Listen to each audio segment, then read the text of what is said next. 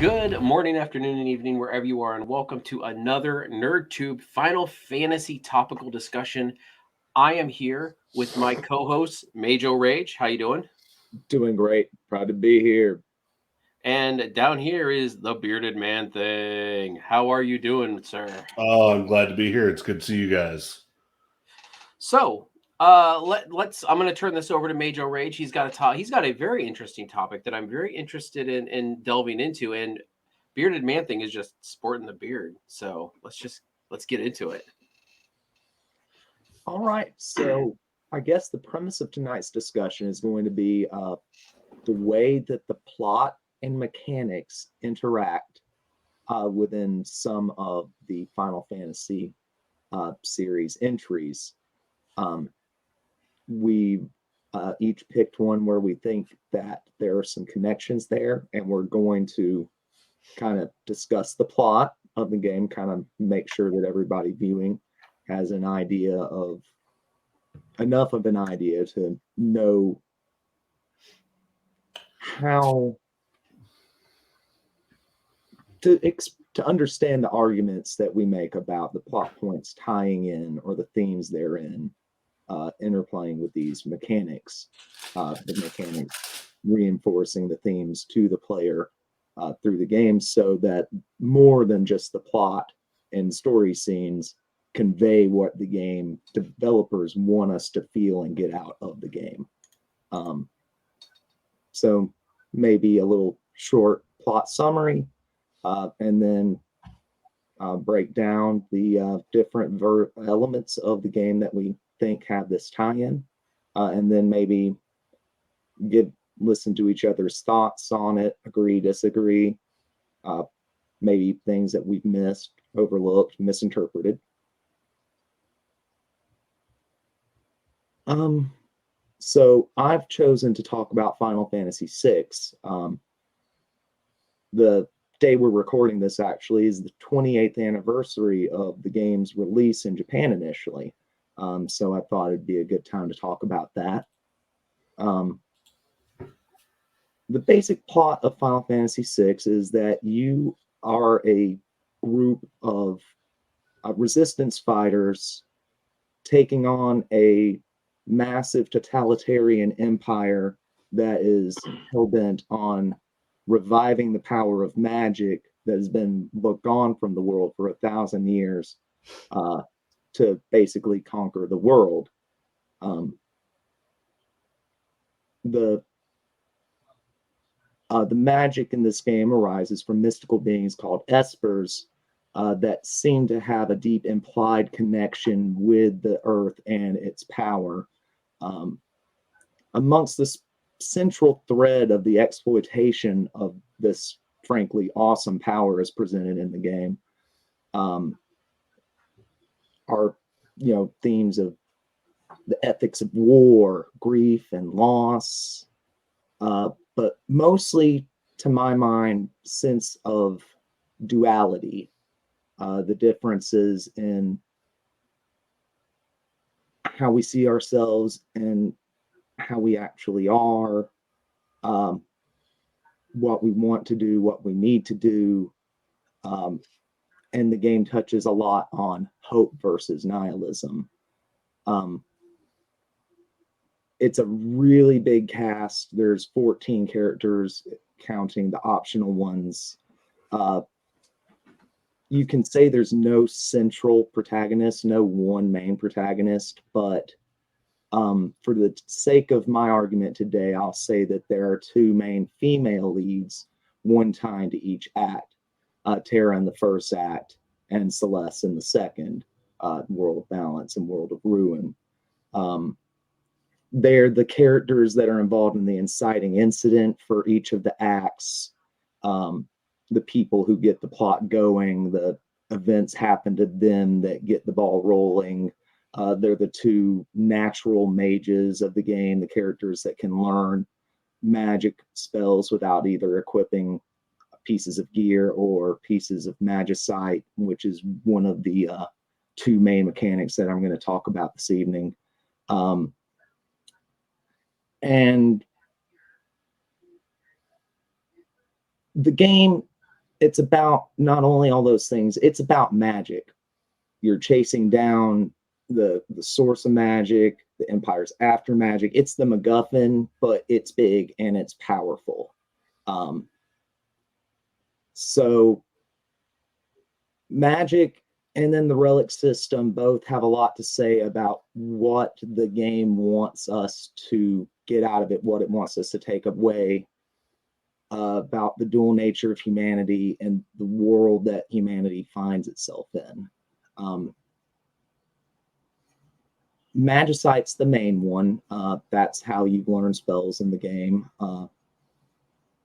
6, like I said, is about magic, and the opening exposition of the very narrative, it tells you magic once caused a destructive war. It's been gone from the world for 1,000 years. But it ends up, spells hit hard in this game, whether you're getting hit by them or whether you're casting them.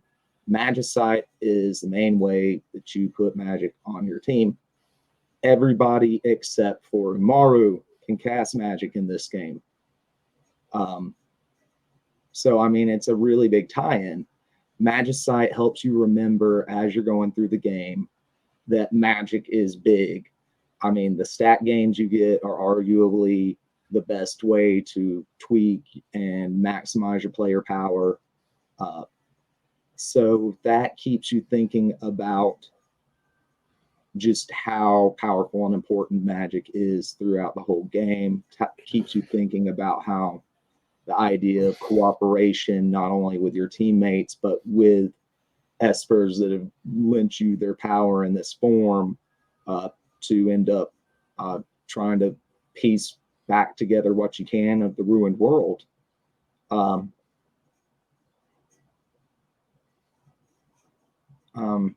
That's probably all I have to say about Magicite. The relic system is one that ties into the theme of duality a lot. You've got 2 relic slots, ties into 2, kind of world configurations, world maps. Like I would say the 2 female leads, 2 halves of the world are in the world of balance, the Esper world and the human world. And kind of all, so having 2 relics, mechanically speaking, it gives you damn near infinite customization of a character. I mean, you've got ones that allow you to equip everything in the game. They nerfed it some on the Pixel Remaster. You can't equip it on as many people anymore. But there's 56. I went and counted. There's 56 total relics in the game. 2 slots on each character.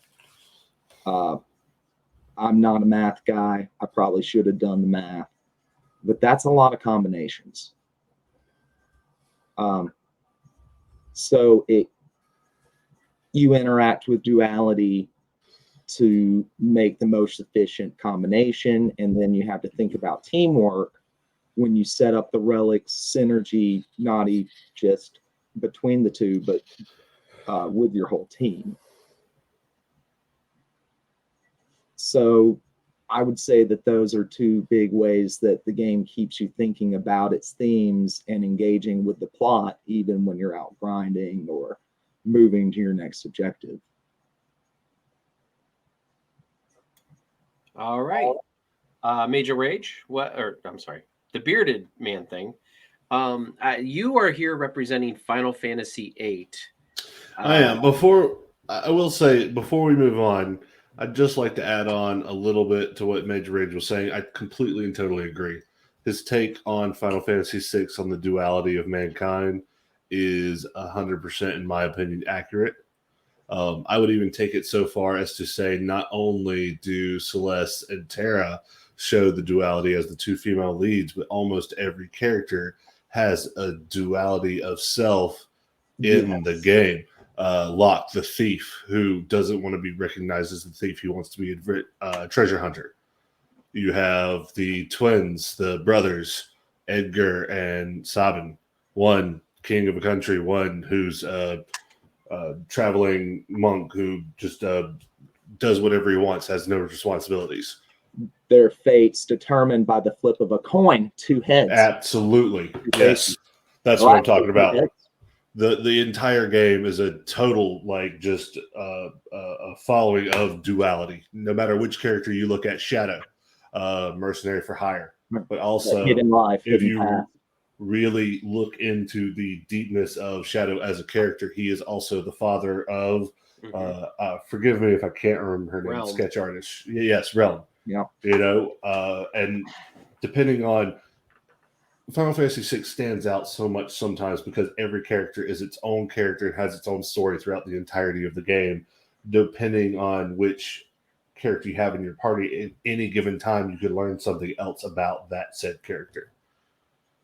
absolutely. I completely agree with that. You know, his duality of Final Fantasy VI as Also like the heart of the mechanics and the theme of the entire series. And the duality of Ultros being, you know, the best villain in the game and yet the worst. He's the worst at being the best, but he's the best at being the worst. Yes. All right. Well, Bearded Man. But yes, I agree with him. I just want to take it a little step further. You know, I feel like there's not enough time to talk about the duality of Final Fantasy VI.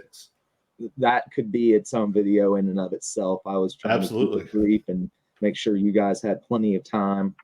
A little nervous. Sorry. No, it's fine. That's okay. What I was going to talk about is Final Fantasy VIII. That's the game that I think of as my favorite Final Fantasy. And it's another one that's a really good example of the themes of the game matching the mechanics. Every character in the game, you find out as you move on through the story. Spoiler alert. I mean, I feel like we know that we're going to be spoiling some parts of the game here. It's only like a 25-year-old game at this point. Yeah. No. Pretty much every character in the game is an orphan. It's the most angsty out of the Final Fantasy series, where it is the teenagers, children versus the world, versus fate, trying to come to terms with the fact that they're destined to do everything that they do, no matter what they feel like their decision is, whether they make a decision or not. They are just following some sort of fated existence that was always meant to happen the way it happens. And during the time of the game, being orphans, being children raised to fight these wars for the adults that control everything, they rage against the adults. They are just offended that the adults have decided that this is their fate and not even told them everything about their fate, have lied to them, have led them on to believe that they're something that they're not, that they're supposed to be something great in the event of Cypher, who is one of the main villains, because he thought he was the hero. He was the knight in shining armor, but no, he was always fated to be the villain. Squall, who's always been told that he didn't have any parents, that, you know, he was abandoned, but also not being able to remember any of it, because one of the things they train them to do is use a great deity called the Guardian Forces that make them lose their freaking memories. Throughout the course of the game, they don't remember where they came from, who their parents were, whether they had parents, the fact that they knew each other growing up when they were toddlers. Now, the duality that I see, or at least not duality, that was the wrong term. That's Final Fantasy VI's thing. The tie-in that I see is the Guardian Forces kind of take the place of the parent character. None of these kids have parents. These Guardian Forces that they equip and help them use magic, and then they summon them to take damage for them while they summon them to do attacks, have kind of replaced the parental role, because all the adults in their lives are scumbags or lie to them or, you know, cheat them or don't tell them everything that they need to know to live their lives. They're just supposed to be soldiers. These Guardian Forces have taken the place of the parents in their lives. When they're in battle, you know, you go to summon a GF, Guardian Force. That Guardian Force replaces the HP in battle, protects the character up until the time that they arrive in battle to actually assault the enemy that they're trying to attack. They allow them to junction magic to increase any number of stats, protect them against poison, protect them against death, protect them,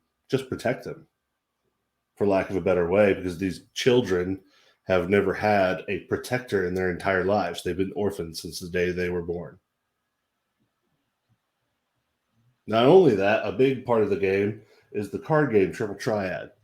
You've got 10 levels of cards, 11 cards each level, 1 through 10. 10 cards are usually the greatest boss monsters and some of the better characters in the game, but as a collector card game is meant for children, even though today in this day and age, us as adults, we play Magic the Gathering, we play the Final Fantasy card games that have, but card games are considered children's game, and that's a theme throughout the entirety of Final Fantasy VIII. These are teenagers, these are children that are taking on the world for the adults that have lied to them their whole lives.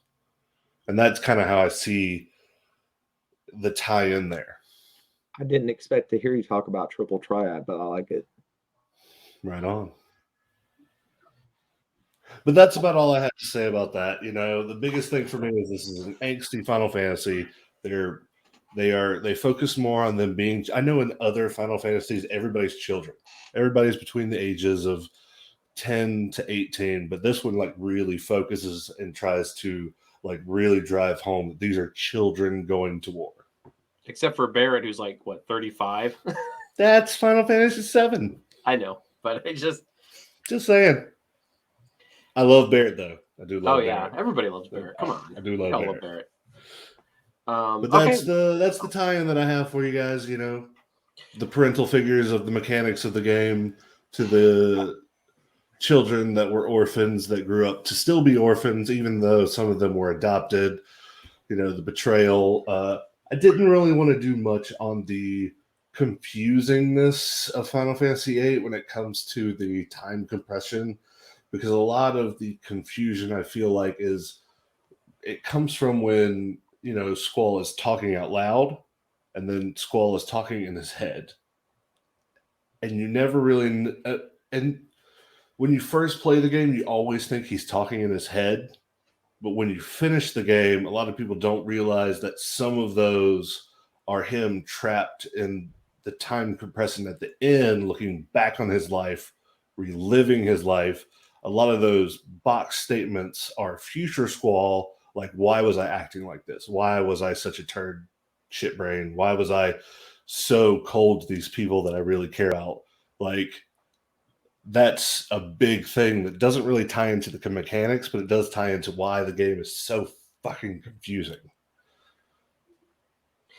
Well, my Final Fantasy that I'm bringing to the table is Final Fantasy IX, which, in my opinion, as you've all heard me say many times before, I feel like is the best Final Fantasy in the franchise. So, I mean, my plot and theme tie-in is really got to be the summon system, like you guys were talking about Magicite and the summons or the Guardian Forces and the Espers and all that. I mean, so the summons in Final Fantasy IX are a really, really key factor in a lot of the game, because in the beginning of the game, when you play as Garnet, the summon thing is right there the whole time. So they start you in the beginning saying, "Oh, I can use summons already," and you go in there and they're all dark. Their magic is way too high. You're like, "Oh, I'm never going to be able to use these." And so I love that fact though that in that game that they are giving you that mechanic where it's like, I have something to look forward to. And then you realize, because unless you grind and grind and grind, and I don't even know, I'm not going to lie, I don't even know. Even if you grind and grind and grind in the beginning of the game, I don't even know if she can use those when she gets to that level. I think they have to be, released, when Zorn and Thorn release them. And then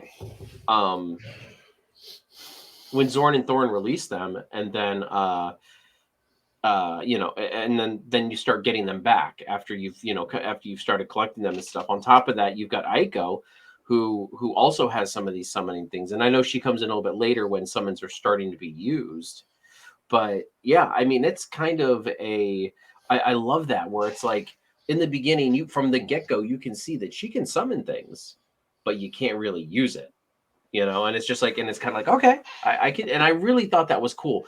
Another part of it is, so with a lot of their equipment and stuff like that, like I really like the way that, that, you know, everybody, like everything is customized to a character. You know, it's not just like it's not just like Right a, on.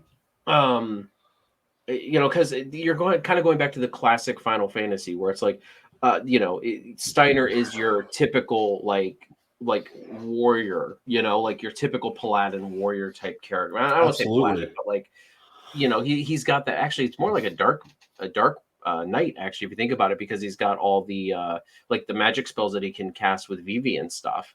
Um, you know, with Freya, I mean, everything is Dragoon related. So, and all of her equipment and all of her abilities are just, but it's all keyed into. It's not just like materia where you can just cast it in a slot. It's not like, you know, in 6 where it's like Magicite where everybody can, by the end of the game, everybody can basically learn everything. And in 8 too, if you can draw it, you can learn it. In 9, everything is very specific to that character, and that's one of the things about 9. And I think a big theme throughout that game is that the characters are so specific. And I get like in 7, you know, we've always said that, and I know we're not talking about 7, but like in 7, everyone's a clean slate. You can throw material on anybody, and more or less you get Yeah, the same result. seven's definitely like the worst one for this theme. Like Yeah, this discussion. I know we said this before we actually started recording, but like there are some Final Fantasies that this idea does not belong to. And I feel yeah. like we're covering the best ones, like 6. Oh wait, nope, 6 and 9 and 8 like are the best ones to cover this theme on. Yeah. But you know, and as I said, I mean, they kind of go back in the mechanics of the job system, even though it's you can't switch jobs. But I really felt like they did a great job at just like bleeding their personalities into these jobs. I mean, look at Steiner for criminy sake. I mean, we were talking a little bit about Steiner earlier and how, you know, how much of a goober he is. But like it's the knight character, like, you know, Absolutely. and I love it. You know, and so Final Fantasy 9 has a lot of and a lot, and the whole world, like that kind of, you know, like the power of these summons. And I mean, you see them being used throughout the entire game. Like they're like, hey, these, you know, they use Bahamut, they use Atmos, they use uh oh god, now I'm losing my train of thought. But I mean, they use these things to like destroy places.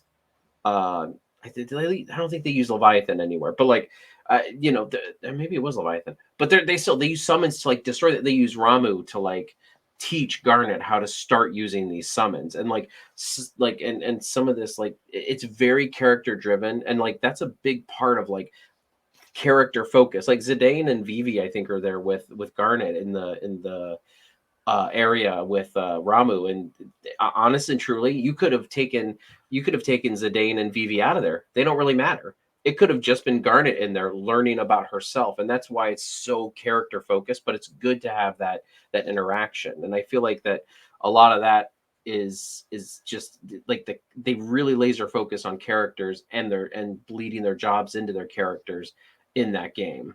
So I totally get where you're coming from.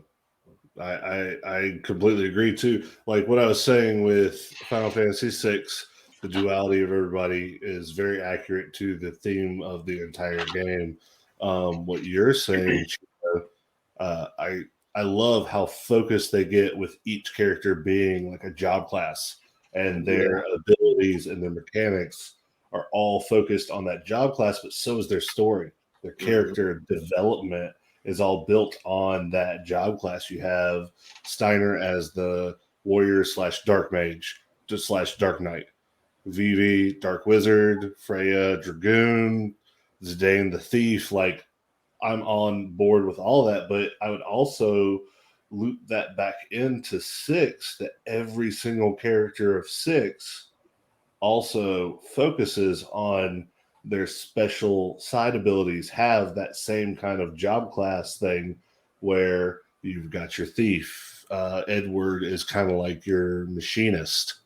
You've got your summoner. You've got your berserker. You've got your Beastmaster and Gao. You've got your Blue Mage. Like, I love that about Final Fantasy VI and about Final Fantasy IX. Like, I feel like they skipped from 6 to 9, like 7 and 8 stopped focusing on jobs altogether, and that wasn't part of their mechanics. Like 8 more so than 7, but man, wow, yeah, you hit the nail on the head. No, Major Rage, anything else to add? I think you made a lot of good points there. It was really great in 9 to have them feel like a job class again, but absolutely their plot arcs tied into being the best, of their class that they could be. What are the ideals of the knight? What does a proper knight do? What, is it okay to do things that break your code when you know deep down inside they're the right thing? Vivi has to face being a tool of destruction when he knows that he's a compassionate being on the inside. But Can I, and with Vivi, actually, I meant to bring this up earlier, but the thing, and you're right, like he's a total tool of destruction. How many of us have walked into a Final Fantasy with a black mage and just eradicated, like, things with a black mage? Like, it kind of embodies that whole, like, I'm more than just a weapon. I'm a person. Me and Major Rage have talked about this on the side notes. Like, and you should check this out, Cheeto. Wrong side, Cheeto. I get confused with which side I should be pointed at being down here on the bottom. But there's a web comic from back in the day, and I believe Rage takes his nomenclature from 8-bit theater. Am I right? Is that what you said? It's inspired by the Black Mage.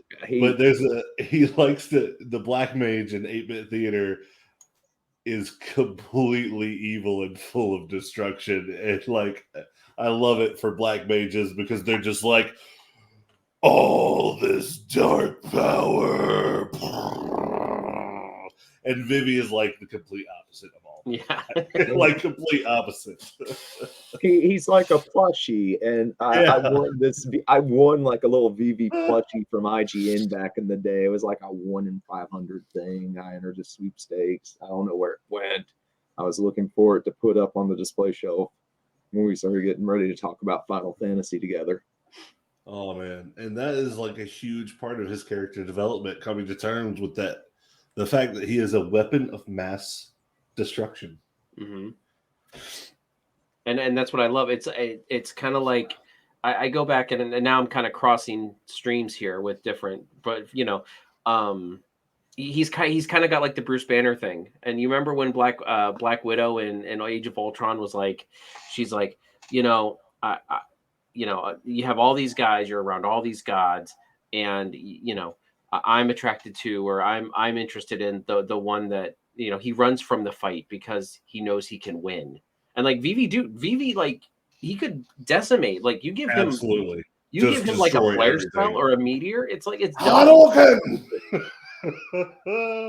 Yeah. Oh. So, it's very interesting, especially with that character. Vivi, I mean, Vivi is definitely one of the best characters in that game. I mean, he is by far like one of the in any Final Fantasy. I mean, I would argue that for Celeste and Terra. I would argue that for, I don't know who in 8. I was trying to be nice, but maybe Squall. No, like the best, like some of the best characters in Final Fantasy history. Oh, wow. Like, honestly, I really do. And I actually agree a lot with Mage O Rage because, like, I feel like everyone says, oh, the game's got 2 protagonists. It's Locke and Terra. And I always want to say, I feel like it's Terra and Celeste. Yeah, no, he hit the nail on the head with that one. Yes. Like, and when I hear people say that, Locke and Terra, I'm almost like, but what about Celeste? Oh, she's like, right there underneath. And I'm like, no, you start in the world of Ruin with her. There's a lot going on there with Celeste. There's a whole lot to unpack there. I mean, yeah, Locke has his girlfriend or his wife or whatever she is arc, but it's like that's about it. That's all there is there. he's my favorite character. He's not the main character. I pains me to admit it, I drag him around almost everywhere, stealing everything. I mean, treasure hunting everything. Treasure hunting. Yep. Treasure hunting everything. Oh man. For Final Fantasy VIII, as far as best characters go, there's not any. There's not. I love Final Fantasy VIII, but there are so many other characters that are so much better. A lot of VIII's villains are written better than the characters themselves. And the Guardian Forces. When you read, I love the Guardian Forces. Like flavor text for everything, the Guardian Forces are almost all of them are written so very well. Like obtaining them, like the brothers, which are not really in any other Final Fantasy, but like the two Minotaurs, the giant one and the small one being the older brother, and like the whole going into the king's tome to get the brothers. Like, not about those guys. Such a good story arc on a summon. Well, and remember Odin and Gilgamesh regarding Cypher. I mean, like the whole, oh my god, it's so well written. Like the Guardian Forces are the stars of the show when it comes to VIII. And they're the reason the game is so fucking broken. Maybe the Guardian Forces are the main characters of VIII. It could be. I mean, they have their own levels. They have their own stories. They have their own ideals and what they want to get out of the world. They're helping basically to save everything from time compression. Yeah, I mean, like how often you summon them, you see them arguably more than your characters on the battlefield. Well, and I love it. If you're playing the game correctly and you're junctioning correctly, to be fair, you should be destroying everything without having to level. The game is so easy to like just. Oh, yeah.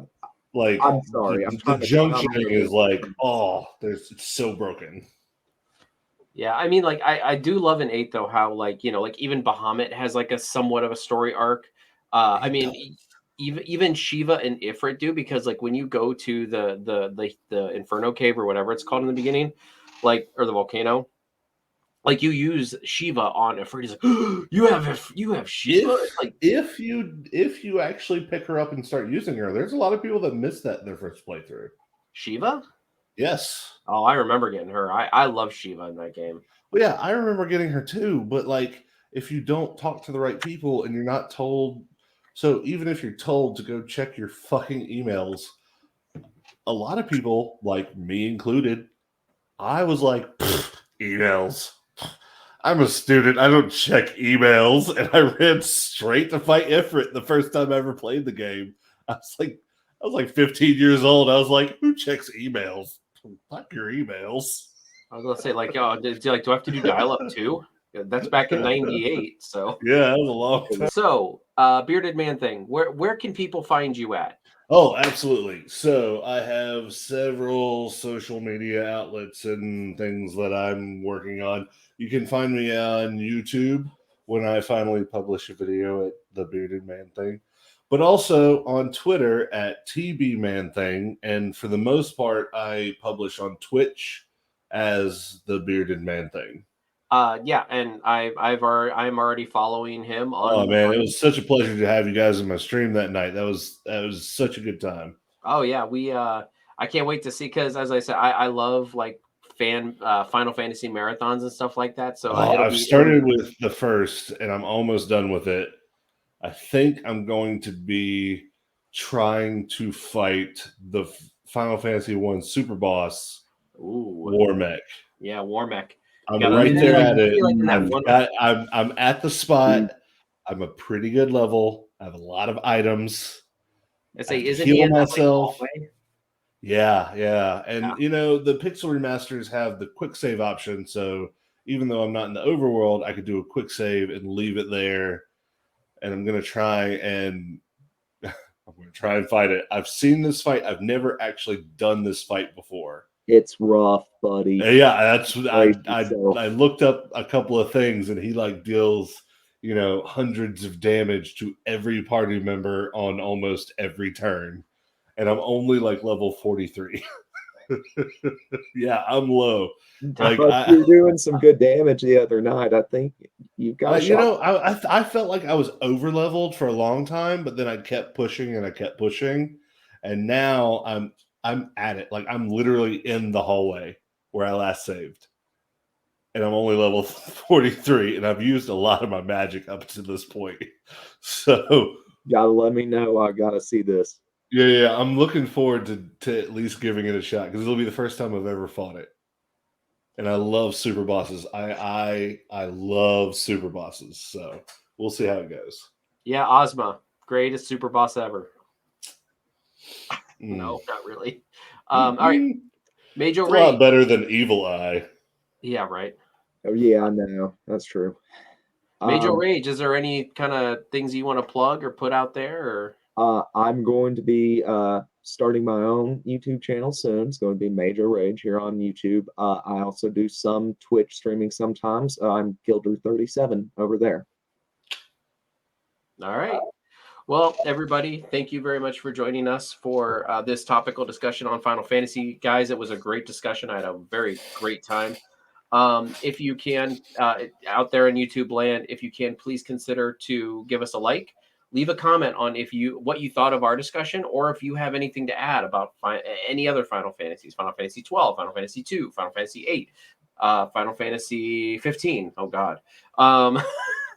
Hey. I enjoyed it. That's my favorite Final Fantasy I've never finished. Because I enjoyed playing it, but I've still not beaten it. Well, we can have a discussion on that one day. I don't hate it. Don't get me wrong. I don't hate it. That's right. And you guys don't forget, like, subscribe, and comment. Absolutely. NerdTube is awesome. I love watching these videos. It's been so much fun to be a part of this.